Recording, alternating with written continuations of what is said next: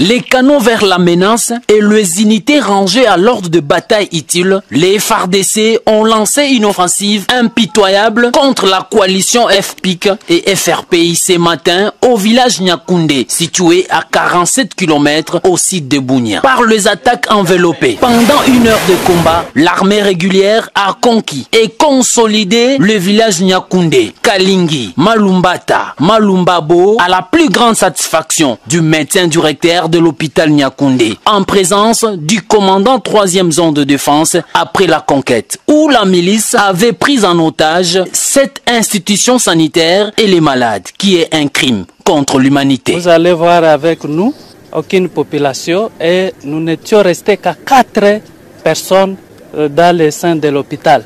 Donc avec autant de malades, qu'il ne fallait pas les abandonner. Nous étions obligés de rester et aller à leur secours. Avec votre présence en ce jour, vraiment c'est une grande fierté quand nous voyons nos loyaux militaires qui sont à côté de nous pour apporter la sécurité du milieu qui était plus longtemps sous la menace d'insécurité. Hormis la conquête de ces villages, l'armée régulière a neutralisé 13 miliciens FPIC, 14 capturés, donc 7 blessés, mis aux soins à l'hôpital de Nyakoundé dans le respect des droits humanitaires internationaux et le règle d'engagement. C'est le bilan de ces opérations qui s'inscrit dans le cadre de mesures radicales prises par le commandant suprême des forces armées. J'aimerais vous dire que nous sommes une force loyaliste. Donc nous sommes là pour assurer tout. Ces opérations ont été menées toutes en respectant le droit international humanitaire. Les hôpitaux sont protégés, les écoles, les églises ainsi que l'aérodrome est protégé par l'armée régulière. Signalons, c'est sous la coordination du lieutenant-général Yves Filemon, commandant 3e zone de défense.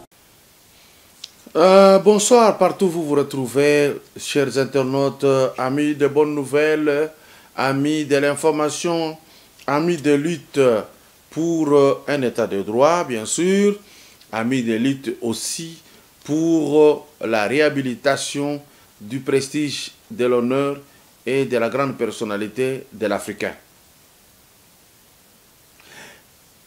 Ici, nous voulons débuter notre émission par une définition de ce que une définition du terme état de siège.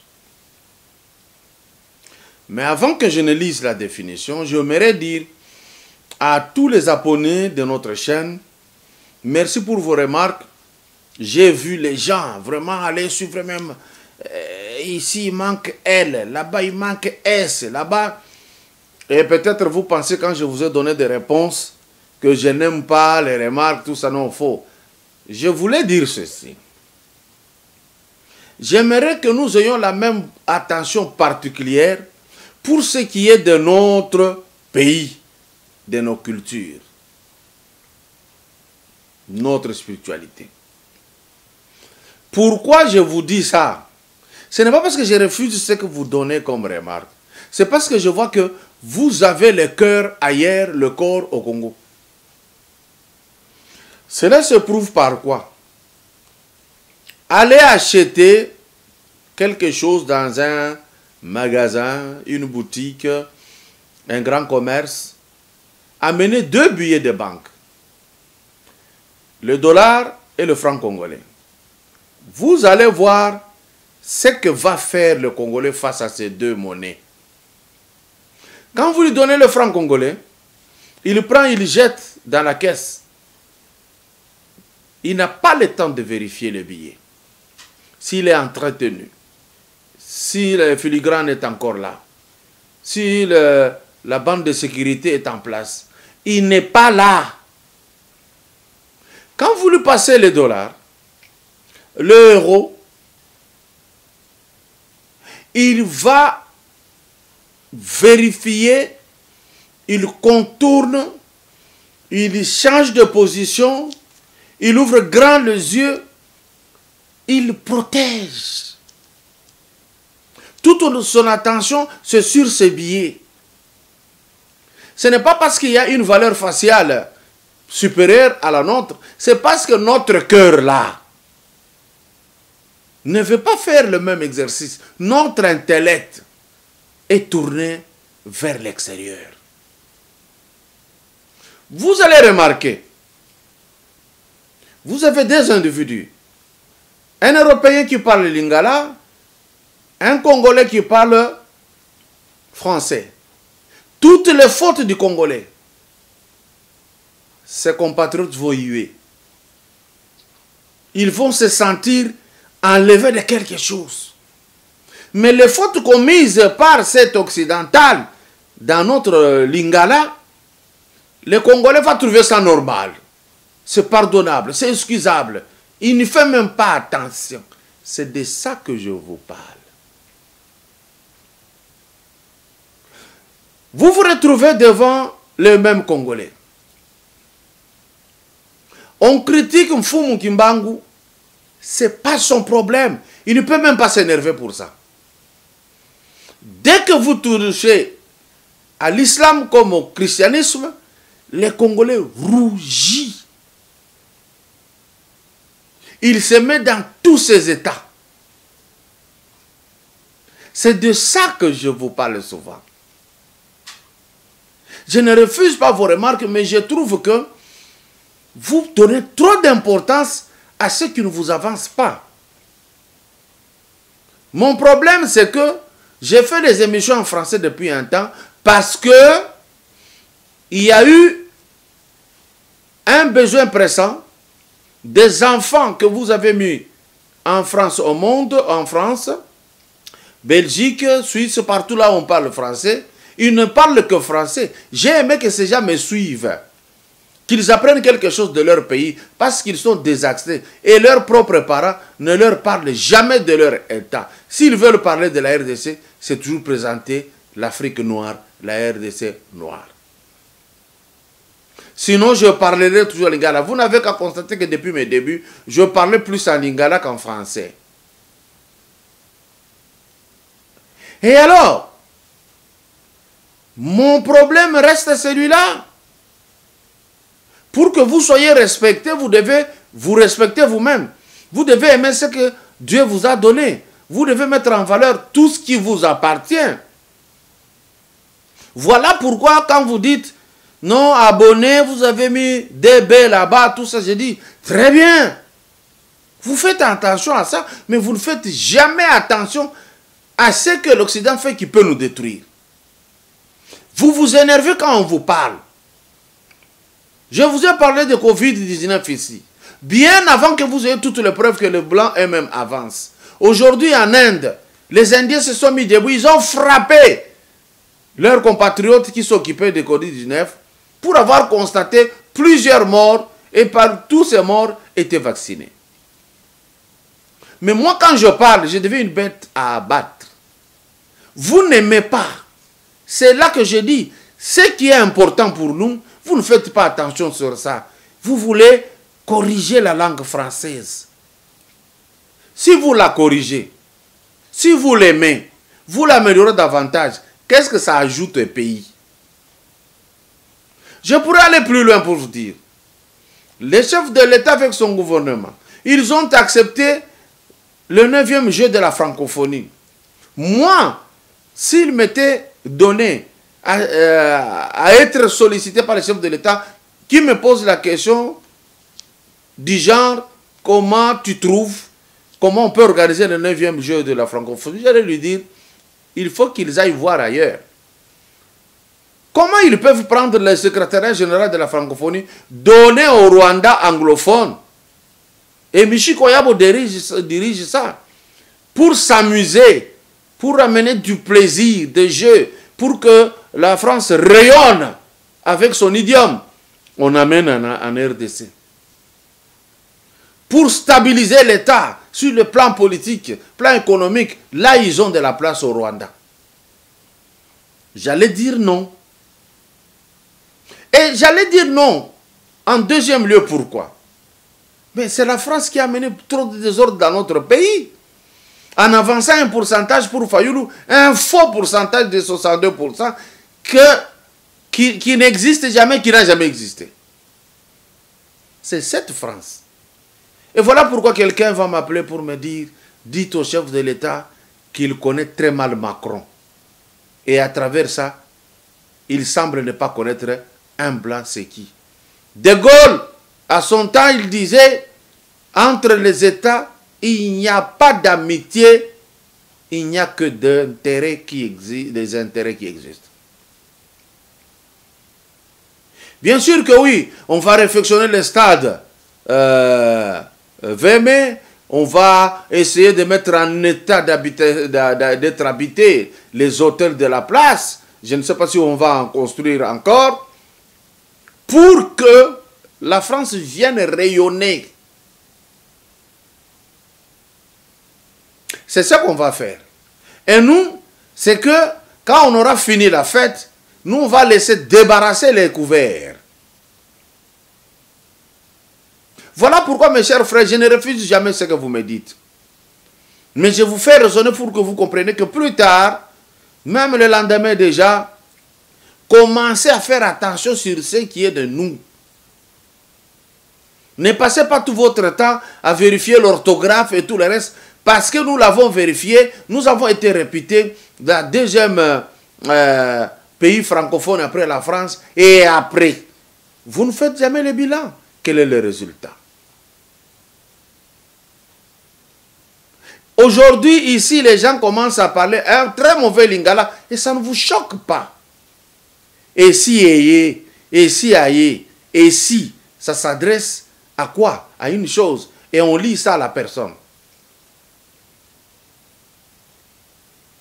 Non, ce n'est pas là. Les musiciens ont commencé à parler comme ça. Que ce soit Wera, JB, Kofi et tous les autres, sont des grands. Mais ils vous parlent quel lingala? Na sengi merci na ba onyo so ba ki concernanga. Ba senga ka merci te, ba pesa ka merci. Vous ne faites jamais attention à ça. Ça ne vous dit rien. C'est comme ça que vous détruisez le tissu culturel de notre pays.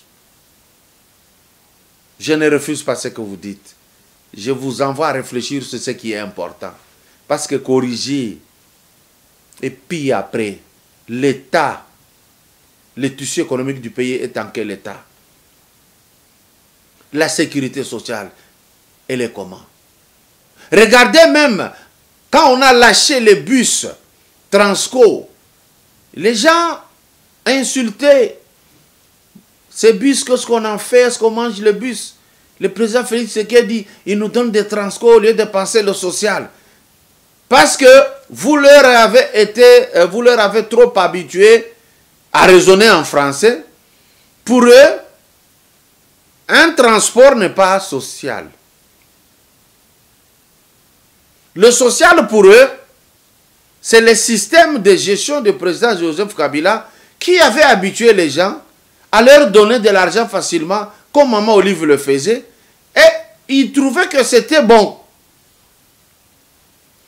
Ils ne pouvaient pas penser que non. Maman Olive avait ses besoins. Elle a fait des gestes, ça et là. C'est pour nous apprendre à être aimables aussi à notre tour avec les autres. Et nous, on a dit non, non. Quand on a un problème, on a vu ça. On passait à la télé. Maman Olive otali wapi, talanga yawa, babengaringa nanda comme mona futezate, mobali nanga sa chômeur. Voilà ce qu'on a eu à magasiner dans nos têtes. Ce que Olive a voulu nous dire, nous n'avons pas compris. Pourquoi? Nous ne nous intéressons jamais à ce qui est de nous. Voilà, c'est ça. Vous comprenez ce que je veux dire par là? Nous apprenons l'histoire des autres, pas la nôtre. C'est ce qui fait que nous n'ayons pas l'amour de notre propre État. Voilà pourquoi on meurt à la traversée des mers pour aller en Europe. On ignore que l'Europe là-bas n'a rien. Tout ce que l'Europe a là, c'est ce qui est à nous.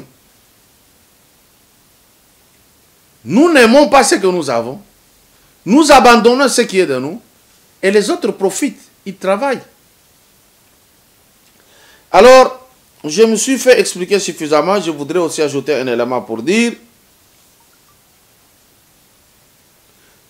que d'ici 2 jours, vous verrez totalement, parce que vos remarques, vous avez dit qu'il y a une autre chaîne, Yambi Télévision, qui existe, et j'ai vu ça, c'est au Rwanda. Vous verrez, chez moi, on vient d'ajouter quelques éléments pour faire la différence. Yambi, chez moi, a deux sens. Yambi, accueillir avec faste, avec joie, un frère, une sœur, un compatriote, un étranger. C'est le signe de l'hospitalité, Yambi. Mais Yambi présent, c'est mon nom. Yamba Bilonda. Alors j'ai coupé BA, Yam, et puis j'ai placé BI qui commence Bilonda, et ça fait Yambi. Alors pour tirer la différence, vous verrez d'ici 2 jours, et ça va rester totalement Yambi Télé Congo. Congo avec K. Et vous allez tirer la différence et vous continuerez à vous abonner à ça. J'ai vu que les abonnements sont arrêtés parce qu'ils ont pensé que j'ai créé cette difficulté. Veuillez nous en excuser, nous en sommes conscients. L'état de siège. État où se trouve une place de guerre lorsque par suite de son investissement, tous les pouvoirs sont remis entre les mains de l'autorité militaire victorieuse. Point. Deuxième, il s'est dit en temps de paix des mesures de sûreté prises en vue de maintenir de l'ordre qui suspend momentanément l'effet des lois ordinaires et remet tous les pouvoirs entre les mains de l'autorité militaire. Dans tous les deux cas, pendant qu'il y a la guerre là-bas, qui perdure, Mobutu l'avait fait, tous les autres États aussi l'avaient fait, on met un état de siège où on prend l'autorité civile, on la met en veilleuse, on remet la gestion aux militaires victorieux. Maintenant ici, je voudrais ajouter un élément à ce que le professeur Tchobert Agenonga a dit. Il dit, c'est inutile, c'est creux, l'état de siège à Ituri, comme au Nord Kivu. Il donne 9 points. Si nous respectons ces 9 points, pour lui, la guerre va prendre fin. Mais en même temps, le professeur semble ne pas savoir bien analyser ce qu'il a dit. Par exemple, le programme de DDR, il est parmi les points que lui a énumérés.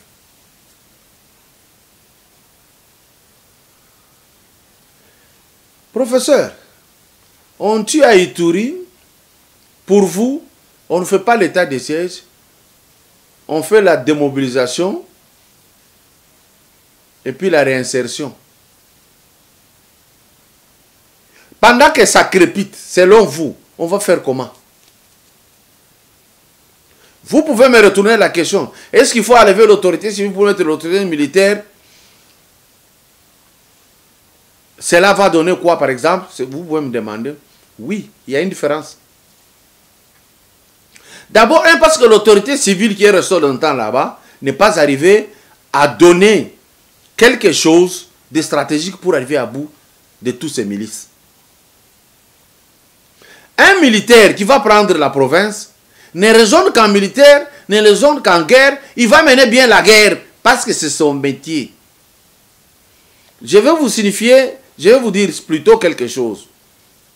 Quand il y avait eu descente de Kundabatuare au Nord Kivu, Paluku Kaongia avait fui Nord Kivu pour se retrouver avec Chassa. Paluku Kaongia était là, il réfléchissait en administrateur civil. Pour lui, la guerre, c'est une terreur, il va fuir. Mais pour un militaire, la guerre, il se retrouve comme un poisson dans l'eau. C'est son fief, c'est son métier. Et c'est temporaire. Après, l'état de siège veut exister lorsque il y a un temps de paix qu'on veut garder, qu'on veut sécuriser. Pourquoi c'est bon? Professeur, regardez partout où on passait, où on était en train de récupérer des terrains, et lorsqu'on passait, et qu'on se disait c'est fini, il y avait la reprise des hostilités. On ne savait pas d'où ils venaient encore ces milices dans un territoire qu'on avait déjà pacifié. Professeur, vous avez parlé dans l'un des points qu'il faut avoir la confiance de la population pour arriver à gagner cette guerre. Mais pour le cas en présence, la population est traîtresse. Mais pas toute la population. Alors comment l'état de siège peut être une bonne chose? Il faut avoir vécu dans l'armée pour comprendre, ou avoir été dans une base militaire ou un camp militaire pour comprendre certaines choses. L'état de siège signifie une surveillance permanente, signifie un couvre-feu et signifie un bouclage.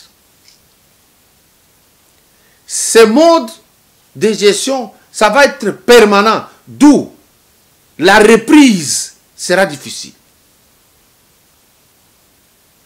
Parce que les gestionnaires deviennent des militaires.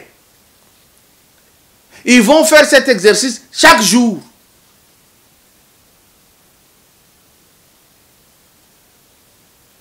Eh bien, vous avez ajouté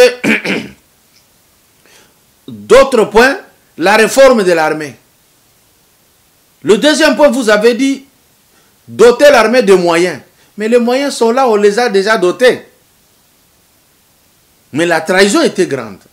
Réformer l'armée, bien sûr, on est en train de réformer. Mais là, votre façon d'aborder le sujet, pour vous, on ne fait pas ça, on attend jusqu'à ce que l'armée soit réformée. Dans combien de temps? N'est-il pas nécessaire d'y aller avec l'état de siège en réformant aussi l'armée? Vous avez raison de le dire, mais vous n'étudiez pas le temps. Au grand risque de faire perdre le chef de l'État le point et le temps. Parce que s'il accepte ce que vous dites, que je dois d'abord réformer l'armée, je dois chercher encore d'autres moyens plus efficaces que ça, je dois faire la démobilisation et la réinsertion, c'est-à-dire, il sera pris de court. Ce qu'il faut faire, c'est de mettre un état de siège et attaquer et attaquer et attaquer toujours. Et d'autres moyens viennent nous trouver pendant que nous sommes en guerre et nous gagnons du terrain. Sinon, on n'en finira jamais. Rappelez-vous, professeur, que la bombe atomique, il n'y avait pas eu trêve de guerre pour concevoir la bombe atomique. C'est pendant qu'on se battait qu'on créait la bombe atomique. Laissez les chefs de l'État mettre un état de siège pendant qu'il y a toujours la guerre. Et tous les moyens là, tous les points que vous avez évoqués sont géniaux. Mais ils seront exécutés pendant l'état de siège. C'est beaucoup mieux. Alors, professeur, vous n'avez pas tort. Dites seulement, en dehors, en deçà de ce que vous mettez comme état de siège, ajoutez ces points. Et non de dire ne pas avoir l'état de siège et de faire d'abord ces points. C'est ce que j'ai lu sur un homme politique qui dit non, le président n'allait pas commencer par ça. Mais il ne sait pas dire par où commencer. Au moins le professeur Tchobert, lui il dit et il propose. Mais notre fameux politicien, il dit mais il n'a rien à proposer. Déjà au départ, dans sa propre province, il y a eu guerre. Pas guerre mais massacre. Génocide. Il n'a jamais eu le temps de proposer. Et ça n'a jamais été sa préoccupation. Il n'en parle même pas. Voilà les Congolais que nous avons. Alors, professeur Angelonga Tchobert, merci pour les points que vous avez avancés. C'est ça aimer la République. Qu'on mette l'état de siège, dans cet état de siège, qu'on prenne les 9 points énumérés par le professeur Tchobert, ça va aider la République. Quant à la proposition de M. X, son problème, c'est que la guerre reste. pour qu'il trouve un discours à donner en 2023. On vous connaît. Je veux ajouter un élément, professeur, là où vous êtes, suivez-moi, et d'autres qui me suivent. Écoutez-moi bien. Le Premier ministre Sama Lukonde Kyenge, après le Conseil des ministres, il est descendu chez lui au Katanga, dans sa province d'origine. Et là, il va recevoir les Bakata Katanga. Déjà, la dénomination Bakata Katanga. Non, il faut que je dise vrai. Je mal parlé. Il va recevoir la fondation katangaise qui vient parler de Bakata Katanga au Premier ministre. Ce qui m'a choqué, c'est que les gens de la fondation katangaise demandent au Premier ministre de privilégier le dialogue avec les Bakata Katanga. Mes chers frères, j'aimerais que quelqu'un vienne me dire quelle est la mission de Bakata Katanga au Congo. C'est-à-dire couper les Katanga. Pendant qu'on prône l'unité, il y a un groupe de gens qui vient dire non, non, il faut qu'on coupe. C'est-à-dire balkaniser. C'est que la fondation katangaise veut que le Premier ministre vienne écouter les gens que lui, le Premier ministre, connaît très bien, dont les travers sont connus de tout le monde. Qu'est-ce que Gédéon Koungou Moutanga a fait comme travail? Il a tué ses propres frères au triangle de la mort. On vous a montré les images des gens qui ont mangé, des gens qui ont dépiécé. Ces gens-là, ils veulent venir parler, qu'on dialogue avec eux. Ils ont fait des incursions plusieurs fois au Katanga. Ils veulent dialoguer. Mais quand ils venaient en incursion, ils n'évoquaient jamais le dialogue. Ils voulaient imposer un système. Ils voulaient qu'on les écoute, qu'on les entende, que nous venons couper le Katanga et que l'autorité va dire coupez, coupez, coupez, partez. Mais est-ce que c'est de la faute de la fondation katangaise de parler de dialogue avec les Bakata Katanga? Non, ce n'est pas de leur faute. Parce que le représentant qui a vu le Premier ministre Sama Lukonde a argumenté en ces termes. On a toujours reçu les milices du Nord et Sud du Kivu en dialogue. Vous allez maintenant là vous rappeler de moi. Pas plus qu'il y a 2 ou 3 jours passés, je vous ai dit, c'est malveillant de voir un chef milice qui, après avoir tué le Congolais, et l'autorité le reçoit. Nous avons l'armée truffée des gens pareils. Et comme résultat, ce sont toujours des traîtres. Quand il arrive, il veut être général. Quand il arrive, il veut qu'on tienne compte de lui lorsqu'on fait un gouvernement. Si on n'y arrive pas, il retourne dans la guerre et il tue ses propres frères. Là, la fondation katangaise a raison d'aborder dans le même sens. Mais j'aurais aimé que cette fondation katangaise réfléchisse autrement, que c'est une fondation d'un grand Katanga, pas de moindre, mais réfléchir dans ces termes-là, favoriser cette histoire-là, c'est désolant, c'est décevant. C'est-à-dire, on tue, et puis on vient, on parle. Comme on a fait des Gédéon Koungou Moutanga, on a cherché une résidence somptueuse, on l'a logé, il mangeait, et puis on entretenait qui? Un condamné à mort. Tout ça, dysfonctionnement de la justice, tout ça, le non-sérieux des gouvernants. Milice qui tue, vous négociez, cela veut dire l'armée se révèle faible. Si l'armée est forte, vous négociez pourquoi? Vous terminez avec. Pour cela, je veux vous mettre à l'intention de la Fondation Katanguès, je vous mets les activités d'une fondation. Ce que la fondation doit faire, ce n'est pas ce que vous faites. Votre problème, vous savez ce que vous cherchez. Moi, étant de là, je sais ce que vous cherchez.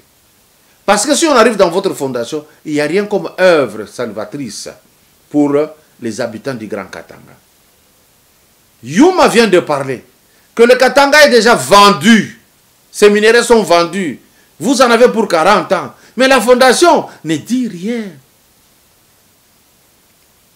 Au contraire, la fondation veut qu'on parle avec des criminels. C'est ce que nous voyons là-bas. C'est ce qui est dommage. Vous ne voyez pas combien de temps vous allez souffrir. Je disais toujours, faites attention. Vous êtes distrait à vous dire chaque fois, nous avons ceci, nous avons cela, nous sommes riches, nous sommes ceci. Alors que vous êtes faible et pauvre. Parce que toute votre richesse est bradée. Yuma l'a dit. Voici la fondation André Kadima. C'est que cette fondation fait. Cette fondation a construit des écoles. Cette fondation a réhabilité des écoles. Cette fondation a aidé les centres de santé à refonctionner. Cette fondation fait des œuvres comme ça. Mais la fondation Katanguès, si vous en avez, donnez, je veux publier. Nous avons la fondation Pauline Mujinga, qui a des champs, des hectares de champs au Bas-Congo. Cette fondation a donné de l'aide, que ce soit en Bujumaï. On a vu apprendre à la population à travailler, à générer des recettes. Mais la fondation Katanguès, c'est toujours envisager une guerre pour couper la province. Et le temps passe pour rien. Les enfants qui vont naître vont avoir la même idée. Ils vont continuer à faire la même chose. Et ils n'auront rien pour bien vivre. Mettez-moi les images de la fondation André Kadima, qui, à l'heure qu'il est, pendant qu'on se moque du Kasaï, il y a des œuvres qui commencent déjà là-bas. Vous allez voir le début des travaux pour une grande ferme. On fait avec les moyens de bord pendant qu'on fabrique des briques pour monter des hangars, construire des maisons qui vont abriter des agronomes, les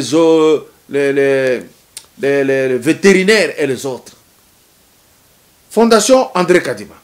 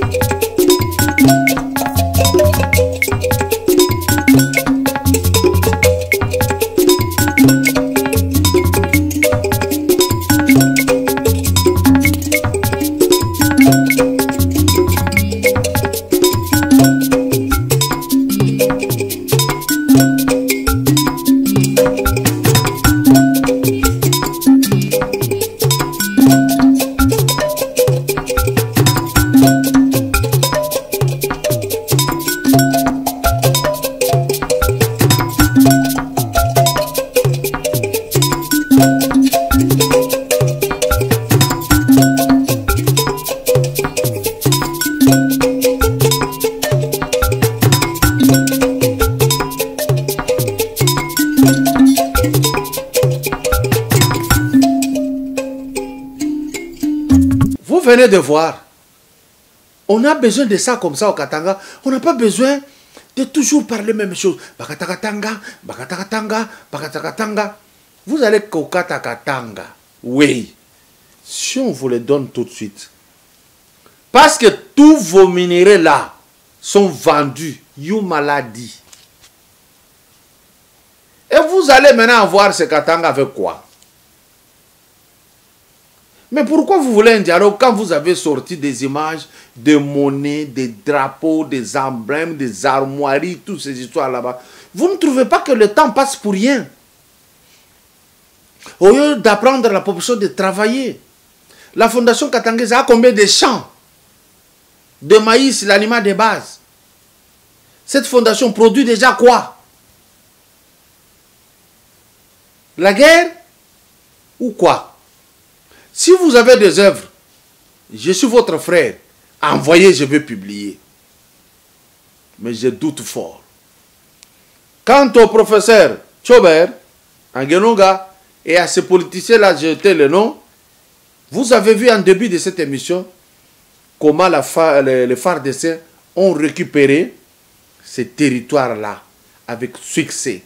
Quand on récupère comme ça, il faut un état de siège. Que des dirigeants qui restent là sont des dirigeants militaires. À bon entendeur, salut.